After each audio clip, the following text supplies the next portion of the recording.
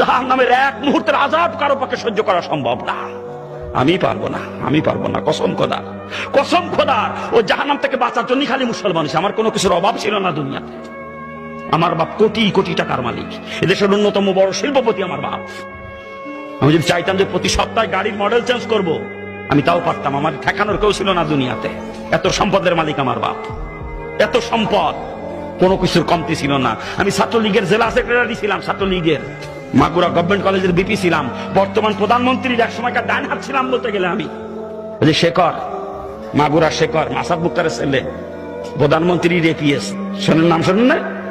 আমি যখন জেলা ছাত্রলীগের সেক্রেটারি, শেখর ছিল সাংগঠনিক সম্পাদক। আজকে শেখর ওই পর্যায়ে গেছে, তাহলে আমি কোন জায়গায় যেতাম?